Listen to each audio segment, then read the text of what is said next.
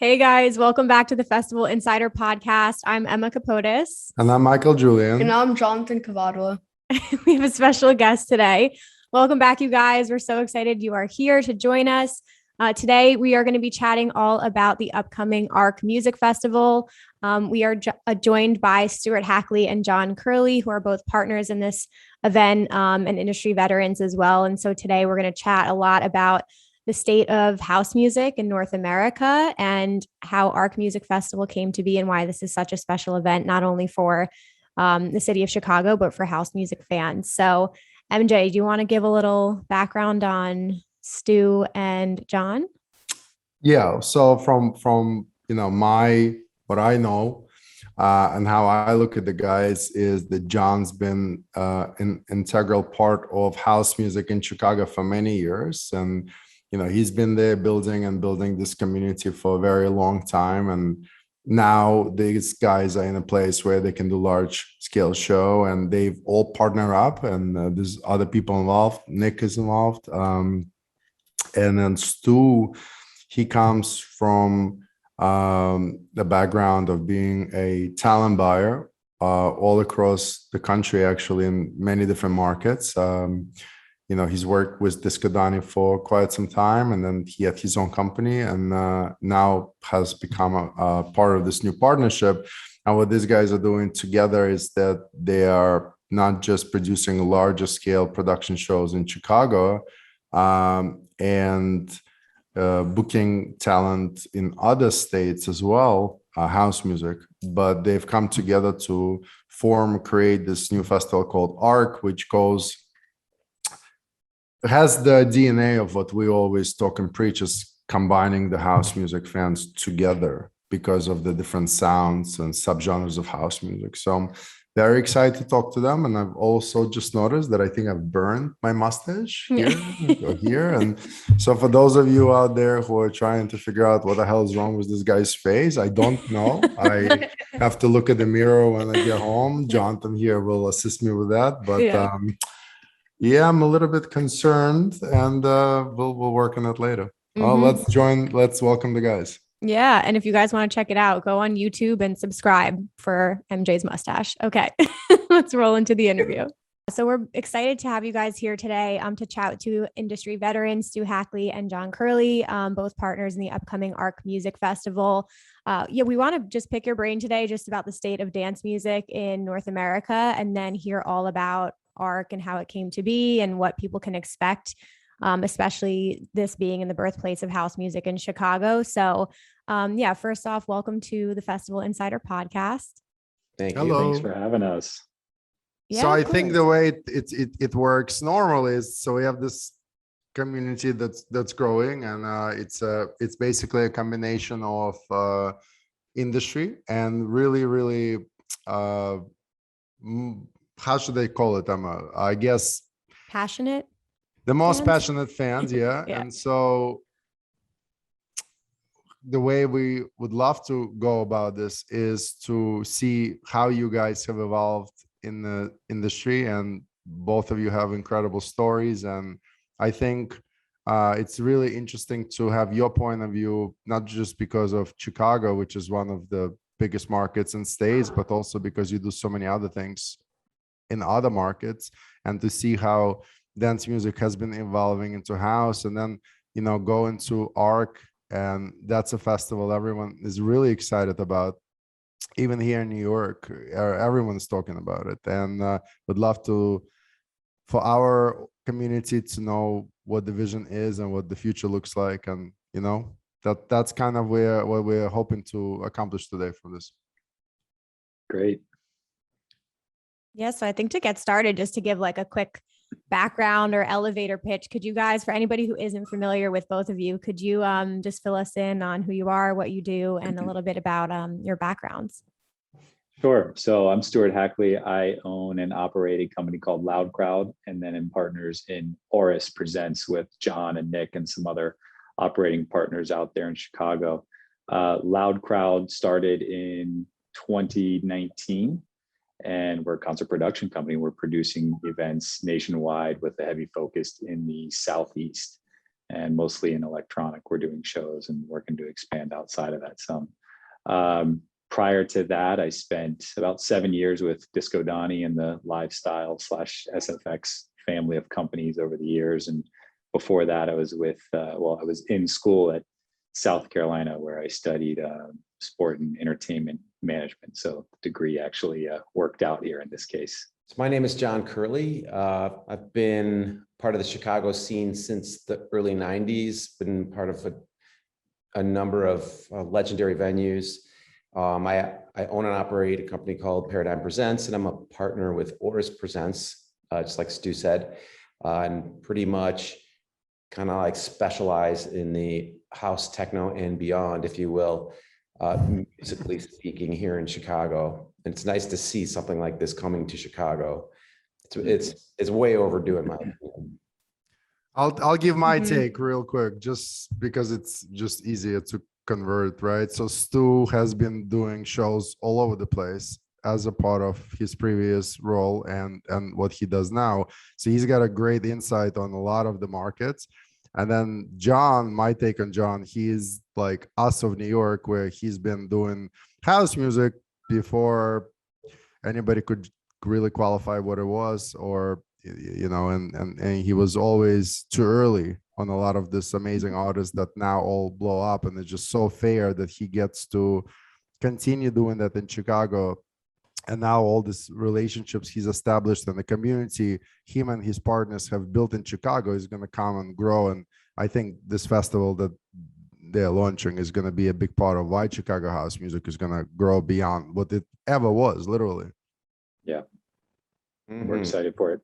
And together between the Loud Crowd and Oris companies, we all team up we partner up to produce these shows throughout the country with a heavy emphasis on Chicago and some of the other markets we're in, and that all resulted in ARC coming together as well. So Loud Crowd and Oris, as they stand today, are essentially one company. Very cool. And just to bring it all together. Yeah, catching us up to speed. How would you, at this point in 2021, how would you describe the Chicago market, especially for someone who hasn't been able to do any shows out there or festivals out there? What is the crowd like out there? Do you want to take it from the outside, and then I'll tell you from the inside? Yeah, fair enough. Chicago market has been a very solid market for a very long time. The house music scene has had its staples here, like the Derek Carters and the Green Velvets have been here literally since the beginning of time. But just like MJ said, now it's grown into something that's like today's pop music, if you will. And so the difference is that a lot of these artists that were sort of like nose to the grindstone, banging away for years and years, are now sort of really coming into their own and experiencing a degree of global notoriety and success, the likes of which they may not have seen. I mean, it's always interesting from your own market looking outward, and you can ask pretty much any house music artist that's from here, and probably the same thing in New York, that a lot of these guys will be massive in Europe. And there's sort of, it's just not the same in their own city, their profiles, but that's starting to change. I'm loving seeing that, and that's one of the points of ARC, is to make sure some of these people are also showcased on a lineup alongside, all of the other people from the rest of the world. It's definitely super refreshing. The lineup in itself, I know we'll get into that later, but it is really incredible to see such like heavy hitter names on there, but then also such incredible local talent as well. And yeah, to your point, there's a lot of new people coming too. You have somebody like John Summit, who's been at it for a while, but he's kind of like this whole next generation of incredible house artists coming out of Chicago too, which is exciting to see. Yeah, exactly. That was a big goal for building ARC, to kind of cover all those different sizes of artists, from large to small to local even. It's exciting. And can you chat a little bit about kind of what that breakdown will be? Because I know there's different experiences that are going to be at the festival, different stages. You also have an Elro takeover, which is in itself is going to be insane. But yeah, what is the setup at the festival going to be like? Yeah, so there's three stages. There's the grid, which is the largest of the three stages. It's going to have some pretty extensive production, lighting, visuals, and a really cool industrial style set design. We did a little bit of a teaser of it on the socials, but when it comes to life, it's really going to look so cool in person. And that's going to host the names like Zoo, Eric Prydz, Medusa, Camel Fat, Bob Moses. So it's really going to be kind of like the larger than life production at the festival.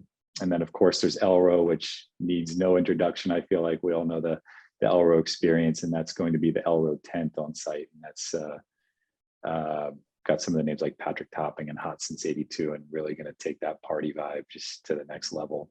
And then the third stage, which is we're calling expansions, is going to be a little bit more of like Tulum inspired, kind of very spiritual, kind of nature themed, and using a lot of natural elements to that, the creative design of it. And we hear there may or may not be some very unexpected and cool back-to-back sets and all kind of surprises. Yes. Huh? Okay. Yes. So we've got some back-to-back sets planned that are not formally announced yet that are going to take place. And I think everyone's going to be really pleasantly surprised by the stage design and the production as well, especially on something like expansions. We really wanted to bring something a little bit more niche and special to the festival as opposed to your traditional kind of stage and light and sound setup. And I'm just curious how you go about, because for a brand new festival, you know, there's definitely a market for it and the timing could not be more perfect to your point. But how do you go about marketing a brand new festival, especially for a weekend that's extremely packed with a bunch of things getting pushed and all getting put on Labor Day weekend? Yeah. How did you guys approach that? And was there a specific demographic you were going after for this event? Yeah, so with ARC, we really wanted it to be a talent forward type event on the front side. And I think we achieved that with the lineup, and we let the music and the artists do the speaking as opposed to selling any other type of experience or something like that with the festival or gimmick. We just really wanted, hey, here's great music, come listen to it. We want you here, and especially experience it in the home of house music, which is Chicago, which was a big part of it, in our campaign, bringing that to the birthplace of house music. With our demographic, we really wanted to have more of a mature kind of focused audience. And I think we didn't really take a direct approach at explaining that. People really got it and understood it by the way we put things out there. It was talent focused. We did talk about the experience we're going to have on site with higher end amenities, higher end food, and some of the branding packages we did, or the ticket packages like the Icon Pass, which is kind of our top end tier of on-site amenities. Yeah, and I think it's actually brilliant in today's world. Instead of marketing to storytell, to just tell the story by the product. So I think the statement was made very loud and clear with the lineup, and everyone who understands that this festival is for them, they knew, and they didn't need any more touring unless they wanted to figure out which day of the two they need to go. They can't do both. That was kind of the end of marketing for that. That was a big rewarding piece of it, was getting that type of feedback and people really understanding what we are and who we are just by some of the creative elements we put out there without having to explicitly say, this is what we intend you to see. People got it. So we think we achieved everything we kind of set out to there with the branding. And the reason why, the Festival Insider team is such a big supporter of ARC is because if you go back to the very beginning, when we just launched in the pandemic, so it's new, right? When you go back to the very beginning, our early conversations was with like Sophie Tucker and LP Joby and, a lot of international brands and talent buyers. And what we were trying to tell everyone, this is before the venues got to reopen. So no one knew what was going to happen. We were like, listen, Ibiza, America, house music, it's a little different. How do you kind of go like this and bring them together? And I think ARC did exactly that. So, that's why half of our team is going to Chicago for the full weekend, even though they're in New York. They just, between some other great festivals that weekend, they've chosen to go to ARC strictly because they believe that this is the right thing for the house music community in North America. So we feel that you guys are becoming a building block suddenly, because in America, we don't have the type of festivals yet like in Europe, and I mean, I'm not gonna limit it to any, because a lot of them are amazing. But when you're talking about the Junction and the Kappas and Awakenings and, the Elroton, the Time Warp, these are the known global festivals that everyone travels to from all over the world. My prediction is that in 2 years in North America, in USA, there will be a couple of festivals, likely in major markets or somewhere in incredible scenery, that people will start traveling to from other countries. Part of it is because we will be playing different music. You cannot go to Time Warp and hear Fisher. It's just not what they do. That's not their community. You cannot go to Time Warp and hear Camel Foot either, or Zoo, or Bob Moses, right?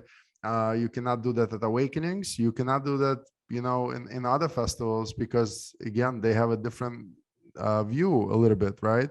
To go and see all of it together, to see the likes of Vintage Culture, somebody who's just on the rise now, and Richie Hoyne or Seth Roxler all in the same pod, that's rare. And my prediction is people will start coming to States for those festivals, and that's huge for the country. I think that some years from now, when we look back at some of the first festivals, ARC will definitely be in that conversation. Like, hey, these are the guys that made the first steps, and they didn't care that potential, because up until this point, the concern was always these fans are too cool to listen to this artist, and because of that, they're not going to come together to the same festival. That was really the perception, and now it's changing, and it takes work and leadership for people to take the first step, for everyone else to follow. And what's happening in Europe right now, and that's another prediction I can make because I know it'll come true. There are definitely American artists that are being considered for a lot of the international brands. Okay, we don't need to name too many names. We know who they are. And I think that the brands are now in this position where they're trying to decide who's going to take the first step, the first leap on bringing this artist to their parties. And what's going to happen is once one of the brands will take that stand, everybody will jump right into it. And that's when all these American artists that now are playing ARC but not playing Circle Loco of the world are going to start getting international buzz. And so once these artists are huge all around the world, and America is their homeland, and they're playing festivals here, that's going to start driving traffic to America for the festivals. I'm sure of that. So this is the beginning of a new era as far as I'm concerned. Yeah, I agree with you. And we want to be a leader in that pack and helping to expand that. And that was what we really set out to with ARC, because when we first conceptualized ARC, it was last summer in the middle of the pandemic, sometime in May or June. And John actually said, we need to bring a underground festival here to Chicago. It's time, and it's needed. And that was where it started. And when we first started building it, it was a very true, deep underground type festival, kind of similar to some of the European lineups that we're more used to seeing. And it was a smaller capacity. And when we really stood back and looked at it, we thought to ourselves, this needs to kind of meet that crossover between the divide you have right now between the more American house sound that's kind of on the way up and popular and building here, and the tried and true European underground and some of those sounds that go along with it. And that's where we started to build out the way you see it is today, by having some of the real staples of names on the lineup, but then also bringing in some of these more, some of the larger names that are a little bit more crossover in the American market, like the Fishers and the Zoos, and really meeting that world between those Euro and American audiences, but also being able to attract a larger number of fans. Because someone that's a Zoo fan nowadays that might be a little bit of a younger audience, they may not necessarily be a Seth Troxler fan or a Patrick Topping fan. They may not know who Seth Troxler is at all. Totally.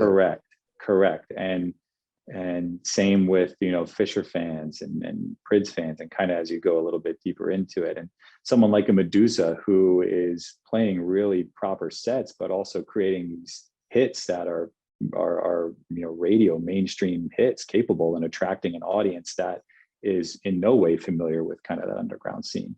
And so we started to add that lineup and really bring that together with just enough of that more mass appeal kind of sound, but also that real true underground sound, in order to be able to attract all those audiences. And the way we look at it is we really want to help build the scene and build the taste for these artists. And if we can bring, one fan in that's more of kind of on the surface, a fan of the larger sounds that are trending in America right now, and they can leave a fan of some of the more underground names like a Seth Troxler, the Derek Carters of the world, then we really think we're kind of achieving that mission of helping to develop that sound and scene here in the States. John, in Chicago, how much of a transition has it been in terms of numbers, right, and growth? If you take an artist, throw me a name, Dixon or Joseph or someone like that. If you go back 3 years ago versus today, how much of a jump do you think it is in terms of attendance? Like for New York, I can say that the artists that were capable of doing 700 tickets 3 years ago are now capable of doing, 1,700 tickets. So 2.5 times at least growth. How's it in Chicago? I would say, it's the same. It's meteoric, to be honest. All these artists that started, Dixon, Solomon, Jamie Jones, all of these guys started at Spy Bar, which is a 300 cap room. And then they just kind of, over the last maybe, 5-10 years, but even in the short term, we've seen like exponential growth and having artists, like I've even seen artists that skip right over some of the smaller rooms now, because I believe that the sound is really coming into its own, but it's definitely exponential. And I think that maybe in some strange way, the pandemic accelerated that process because people are so excited to do stuff. Hopefully, and obviously a million live streams didn't hurt, and ability to have time to listen to music is not much to do also didn't hurt, and it's allowed for a lot of artists that wouldn't have an opportunity to grow so fast, I think, to grow fast because they just build their own community, and from there it goes. Yeah, there's so many new artists right now that like I am trying to catch up, but I no longer can. And I have been really lucky to be able to find the time to just listen to music every day. Like I continue listening to sets as I work, and I continue to shazamming the songs I don't recognize. Mm-hmm. And I'm able to see who's releasing what, and just like some people are just on fire, and like I'm thinking these are the guys that in a year are going to be huge. You can tell because like you can't just release a song every, like Will Clark, like this guy's going to be on top of the world. You can't release a song every 3 weeks of that quality and just not catch up, and there's just so many just like him. And can you imagine how big it's going to get? It's really interesting to see how much it exploded over the pandemic. And it's hard to, there's definitely a lot of variables I can identify, say like, here's one of the reasons, but I don't think there's one primary one. And there was signs we were seeing pre-pandemic coming into it that showed like, hey, this is kind of starting to catch here in the States, not only with your audience that you might think traditionally would be into it, but also with a new and incoming audience and the new generation, that house sound. And throughout the pandemic, it just really exploded. I think the live streams did have a lot to do with it, but now it's bigger than ever and continuing to rise. Yeah, we spoke to Dombreski as well about it, and we just talked about social media and even things like TikTok. Mm-hmm. If they get a hold of your song or something like that, and that just explodes it as well. There's just been incredible growth, plus the live streams. And for me personally, just the time to do the research and discovery of international events and artists, that was huge for me because we couldn't go anywhere or do anything else. So, and now that we have the opportunity to travel again, I'm really excited to see the crowd at ARC and see who it brings in and who's traveling in versus how big of a local audience it is as well. Plus, on top of all this, you also have these incredible after parties at a bunch of different venues in Chicago as well. Can you talk a little bit about how those came together? Yeah, so we wanted to really turn the city into just an entire to do that entire weekend. So not just the festival, but also give something people to do afterwards and throughout their entire time there. And that's really where those after parties were born from. We kind of took the example of like Miami during Ultra Music Week or ADE, where there's so much going on within that scene of what you want to be involved in. And we knew from the start that we wanted to have as many venues and after parties as possible. And also showcase some unique things that you might not be able to see on the festival, like an artist different alias. So you see Prida, we're doing the closing party with, and Zoo, we're doing Blacklist with. Knee Deep doing his. We should definitely create an City. idea during this podcast. I think you should do Chicago Music Week starting next year. On Labor Day weekend, just makes sense. There you go. Like it. Long weekend. Coin it here. The weather is nice. You know, people would come to Chicago for it. Yeah. Yep. Coin So it true. here. You're making it very difficult to decide where to go. Yeah, it gave us a lot of opportunities to just extend that creativity with other artist aliases, different showcases, bringing in the artist brands, and also give the fans that additional experience that you can't always have at different capacity types of events. We wanted to give them more of an intimate style setting to go with the large scale format that they'll see at the festival, because we all know that seeing Deborah DeLuca on this expansion stage is going to be incredible, and she's going to kill it. But also seeing, the drum code after party on a, in a dark room until 3-4 a.m. in the morning, just going after it, is going to be really fun as well. And so it gave us a chance to capture all those different moments that we're used to seeing in other places throughout the scene. All the drum code fans around the world just heard you say go until 3 a.m. and said boo collectively. Well, we're actually going to be able to go later, but I just don't want to speak too soon based on until we get everything finalized on the times. Yep. No, it's so exciting. It's so true, because it's, you guys have this really intelligent outlook that everyone prefers to party in their own environment, and the festival is the festival, right? People love the festival for what it is, but for the after party, some people like intimate and dark, and some people like large, and the more the better, and some people in the middle, and just giving people options is the way to go. I think Chicago Music Week is the way to go from here. Yeah.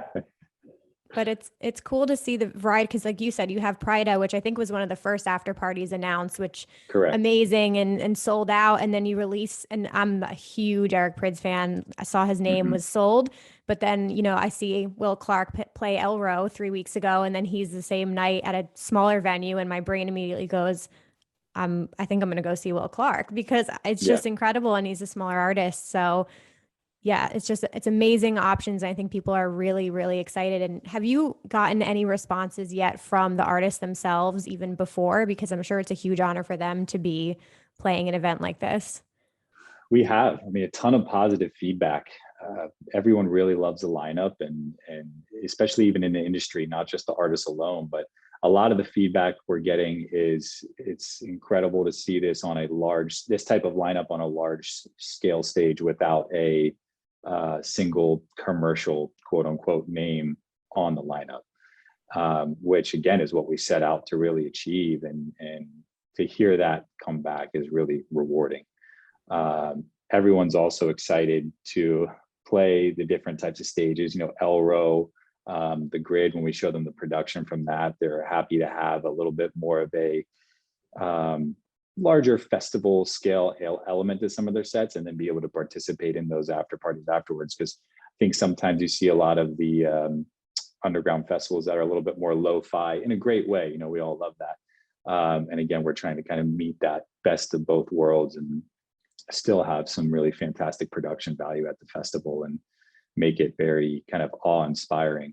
I think, look, I think that's the key. This is like, again, another one of those topics that will never, it'll take some time. Like once it's a festival, it's no longer underground. By default of all defaults, you cannot have a festival that's underground. Underground is likely when 175 people will show up. And so once you can sell it, you can do it at this scale. It's not underground. And I think people are still using the term here, but it's only a matter of time until it will completely evaporate, with an exception of being used for truly what's underground, True. Yeah, and I think it's all about the mindsets of the fans. So yes, I do believe that people coming to ARC truly are coming for a celebration of house music and don't have Yes. any, like when you ask them what ARC is, they'll say it's a house music festival, and that's like Yeah. that was a big life goal for all of us, and I think we've achieved it in America now. I mean, not what American-born festivals that are current can really be called house music. There's a handful. So Yeah. I would Yeah, add to that, just that from the artist perspective, and I've noticed this just over the years, but these artists, like you might not, the person who lives in Chicago might not take Chicago for granted, but these artists are coming over here and they know they're coming to the home of house music, and they bring with them a certain degree of reverence and respect. And they talk about it too. They're like excited to be doing this in Chicago. I think that means, because they all have heroes that they used to listen to, and they're very vocal about it. The guys are like, oh, my first time I ever heard whatever, Frankie Knuckles. And I hear that a lot coming from these guys, which is really great to hear. And it also helps, I think, on some level, like make it, globalize it, but here in its epicenter where it all started.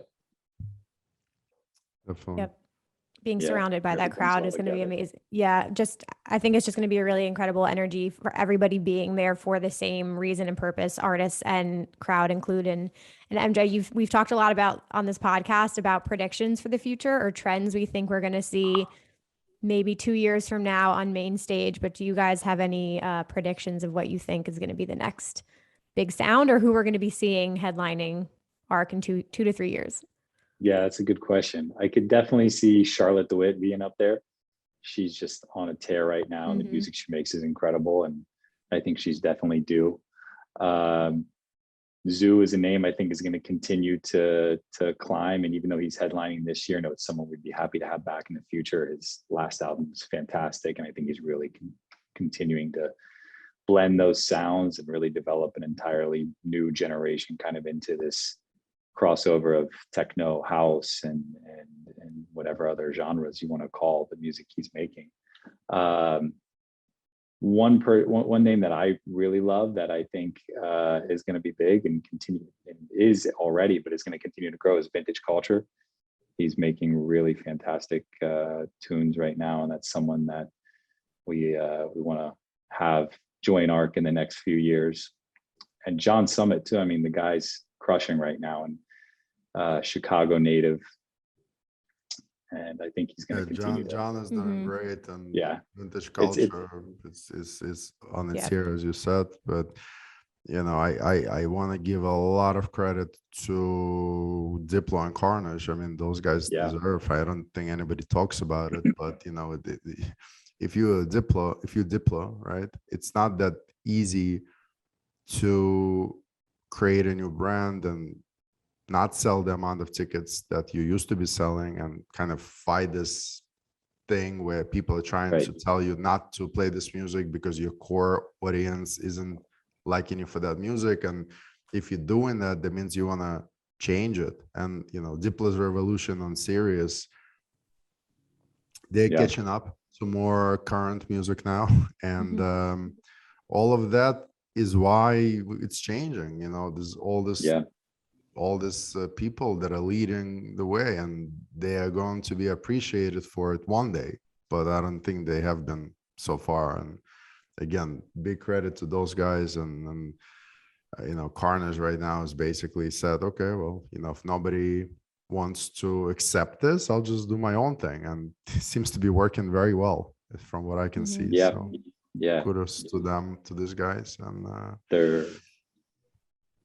they're both making great music right now, and I think doing a lot to help push it further in the United States. We've had them both a couple times this year, more so Carnage and Gordo. We've had a couple times throughout the US and some of our different markets, and the response is great. People really love it, and it helps to bring out a fan that may have been, more of like traditionally listening to EDM or what Carnage has made in the past. And now you see them coming out to the Gordo shows and then expanding that interest into other artists of that genre. A place like Charleston, South Carolina, where we do shows, we had Gordo early in the year and a couple other names like Seth Troxler and IO and Solardo and Medusa, and they've all come through. And we see this interest in house really continue to grow. And a lot of people think, and even myself at first, okay, a city of, arguably 180,000 in South Carolina, will there be a strong interest for house? And it couldn't be any bigger down there. If you build it, they will come for sure. If you build it, they will come. And then these artists that you speak of that are pushing and progressing the sound in the US are integral to helping to continue to achieve that. Absolutely. It's going to be such a quick, once these guys will get to that point, it's going to be, they will deserve everything that's coming their way, because once they're going to turn the fans into house music fans, they will not need any of the festival brands or event brands to grow, because they would by then have grown all the followers that they've developed from the house sound themselves. No one's helped them, no one's come and said, we will help you build a bridge to gain new fan base, come play our house music festivals. And now they came for house music and they're going to like you. No one's really done it for these guys. They're doing it themselves. So good for them. Yeah. Any other messages you guys want to leave people with leading up to ARC, or things that people can expect, or something you're just really excited about? John, what do you think? My message is to, I love, just like you said, that the gateway kind of effect that it has to have this type of lineup together is because this audience is going to watch this interview. If you're not in Chicago, if you're out somewhere, you should really be considering coming here for this. I think it's going to be a real special event, and something that you should get off your butt, buy a ticket, and come out.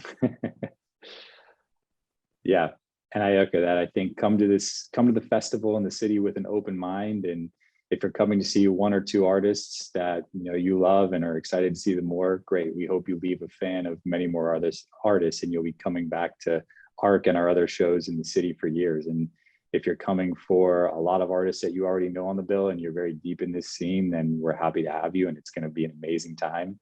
And we're really looking forward to seeing everyone's reactions at the festival. I know that's what I'm most excited for. We've been working really hard on this festival, not only with the talent and navigating everything that the pandemic has thrown at us, but we still are to make sure that the fan experience is great, the artist experience is great, and that we're providing a place where everyone can have fun, they can see amazing music and experience it with some great production, and get a taste of Chicago as well. And also put the artists that have been integral to this and give them a platform as well. Names like the Gene Ferrises and Derek Carters of the world that have helped to build this. We're looking forward to really giving them an amazing time at this festival and putting a lot of people in front of them, and help to educate everyone that this is part of the reason, and these are some of the artists on why you're able to listen to this music on a global basis in the first place. And we hope that some people leave with a little bit of a heightened education about those names and continue to follow them in the future and become bigger and stronger house music and techno and all things under that spectrum. Bigger fans of that. 100%. Can't wait to see people's response. And yeah, to your point, just come check out the city as well and the culture. And it's a great holiday weekend to be there. I'm so excited to experience all of it. We'll be creating a ton of content for Festival Insider and Gray Area as well.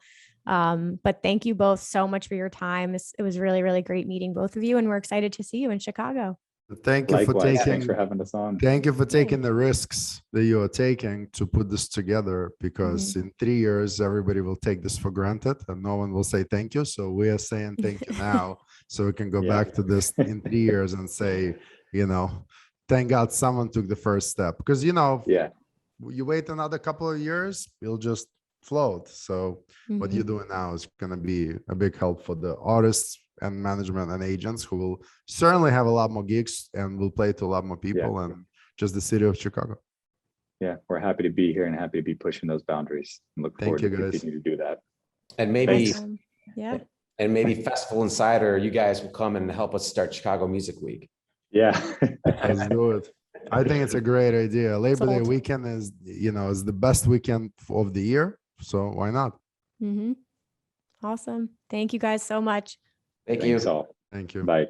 All right, you guys, we really hope you enjoyed that conversation with Stu and John. That was a really exciting one for me because we got to talk about music the whole time. So really, really excited for the experience that they're building, to see the city and everybody embrace this lineup and this festival. So it's going to be a really exciting experience, and we're all going to be there on site creating a ton of content as well. So definitely stay tuned for some videos and reviews and good Instagram content as well. But MJ, are you going to be popping over there at all? I was looking a lot at my mustache during the conversation because it's been freaking me out, but it was great to have the guys, hats off to them for putting it together. Believe you me, it wasn't easy. There was a lot of politics involved. There was a lot of I don't know if I want to play this festival. Maybe it's too commercial or vice versa. And they've managed to bring together the right artists who are doing it to combine the fan base. And it was a great episode, but I was hoping Jonathan will stay around. And as soon as we made the introduction, this guy took off and he just returned and completely missed the whole episode. So maybe we'll bring you back next time. Are you down for that? Okay, he says so we'll think about work on that. But guys, please tell us if you like the episodes. Please tell us if you like the type of guests we're bringing so that we can optimize it to make the best out of it for you.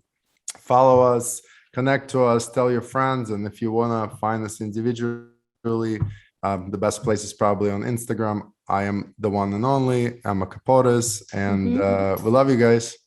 Thank you guys for watching. We'll see you in the next one. Funny Johnny. This guy is Funny Johnny. Yes, follow him as well. Bye, guys. Bye. Hey, Insiders. Thanks for watching this video. If you're new here, please consider subscribing to our channel or feel free to check out our recommended videos. Thanks for watching.